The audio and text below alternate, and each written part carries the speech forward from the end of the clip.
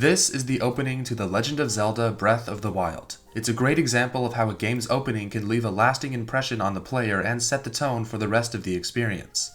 Playing through the opening is always one of my favorite parts of any video game. Pressing start for the first time and being taken to a different world can be a magical experience. But creating a great opening is more complicated than it seems. You have to introduce the game's mechanics and story to the player in a way that feels natural and fun. You have to make the instructions simple enough that a child could understand them, but not too boring for older, more experienced players. That's a lot to do in a short amount of time. Great openings are a tricky thing to get right, and there are plenty of bad examples to look at. But today we'll be focusing on the positives. We'll be going over how to make a great video game opening, the best examples of that, and why it's so important to get right. This video will just be focusing on openings in Nintendo games, but I'm fully aware of how many non-Nintendo games also have fantastic openings. I wish I could cover every great video game opening ever created, but I'm just one guy and most of my knowledge is about Nintendo stuff. And with all of that being said, let's take a look at the importance of openings in Nintendo games.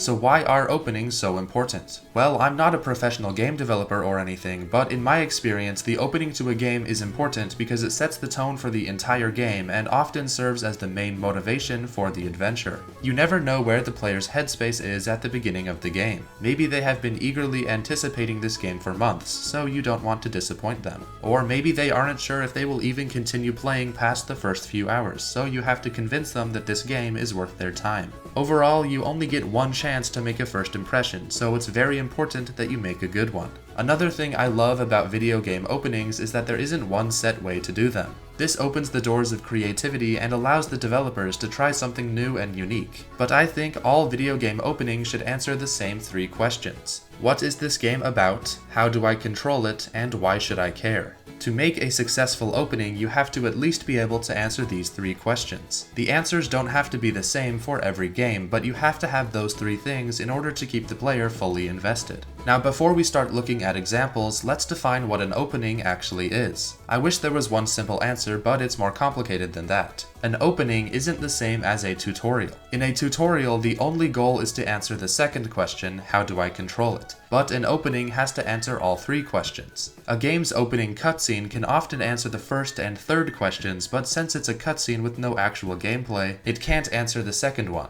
I'm not sure if I'm making any sense at this point, but hopefully you're still following me.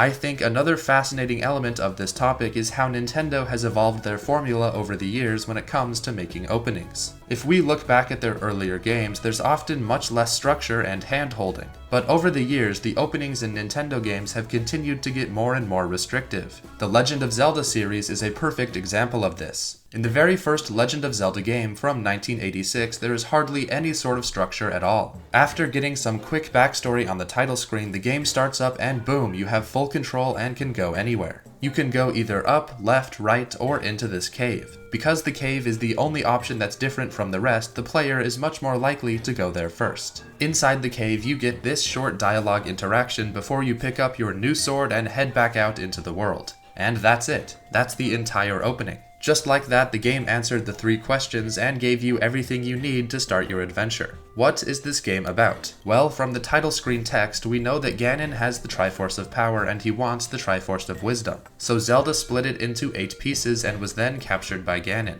How do I control it? There isn't much help in this department, but there's only like 4 buttons, so through experimentation the player can figure it out. And why should I care is because Ganon captured Princess Zelda and you have to save her. I admit that this isn't exactly the best answer to this question, but this game was made in the 80s, so I'll cut them some slack. The point is that Nintendo answered the 3 questions as quickly and as simply as possible so the player could get straight into the game. If we compare this to later games in the series like Twilight Princess or Skyward Sword, we'll see that Nintendo started making their openings much longer and more drawn out. This is also a product of games becoming much more complicated in general. There are way more than just 4 buttons now.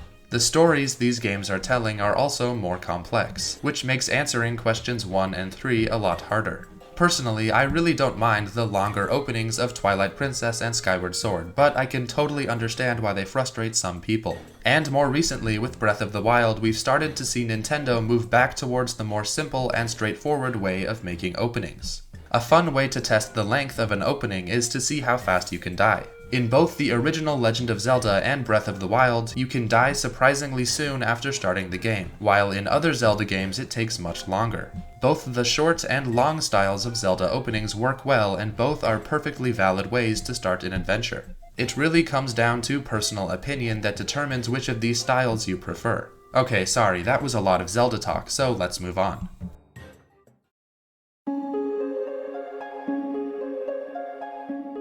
One of my favorite video game openings is the opening to Super Mario Galaxy. You start in the Mushroom Kingdom on the night of the Star Festival. Here you can get used to Mario's basic controls. Then Bowser attacks as usual, although it feels much more cinematic this time. Giant airships lift Peach's castle out of the ground and into space. Mario manages to get onto the castle, but Kamek dramatically smacks Mario, sending him into the depths of space. And then you wake up on this small, beautiful planet. This is one of my favorite opening locations of any Nintendo game. I just love the atmosphere of this place. This planet also serves as a safe zone for the player to test out and get used to the gravity-bending mechanics of Mario Galaxy. Once you catch 3 bunnies, you get the ability to spin from Rosalina, but the opening isn't done yet.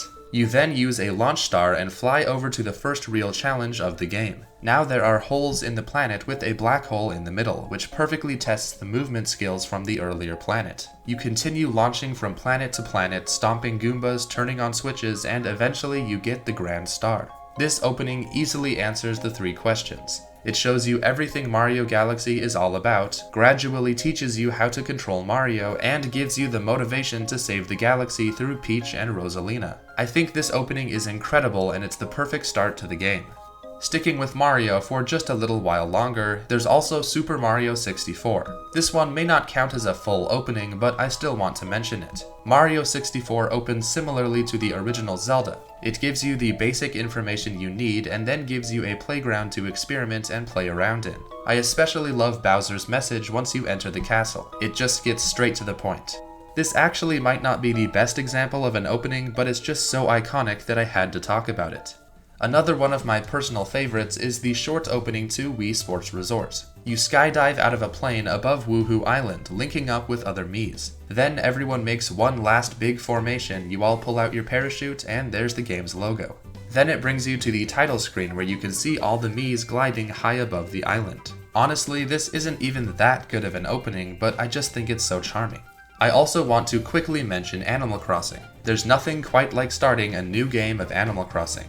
I love the big welcome at the train station from New Leaf, and the island naming ceremony in New Horizons is also amazing. There's always so much excitement and anticipation to find out who your first villagers are, what your town fruit is, and picking out the perfect spot for your home. I only wish that you could have multiple different islands on the same system in New Horizons so I could replay this opening without having to delete my entire island.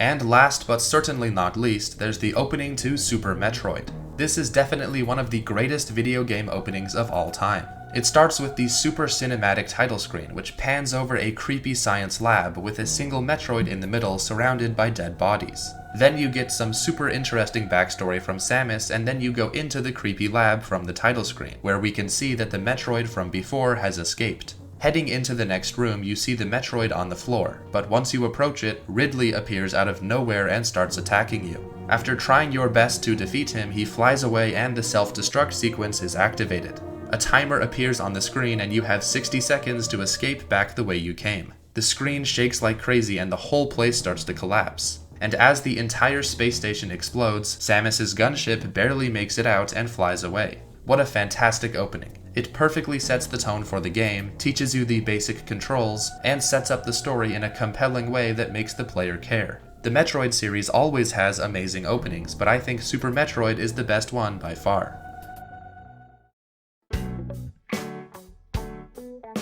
I could keep bringing up examples of great Nintendo game openings all day, but I think that will have to do it for this video. I'm sure I missed so many good ones, but I feel like I covered some great examples that helped prove the importance of a good video game opening. I just love openings in Nintendo games, and I hope I covered the topic well in this video. I don't see many people talking about this kind of stuff, but I find it really interesting and hopefully you did too. I also love looking back at the history of Nintendo, and I'm sure the future will bring even more fantastic openings. Thanks for watching guys, and I'll see ya in the next one.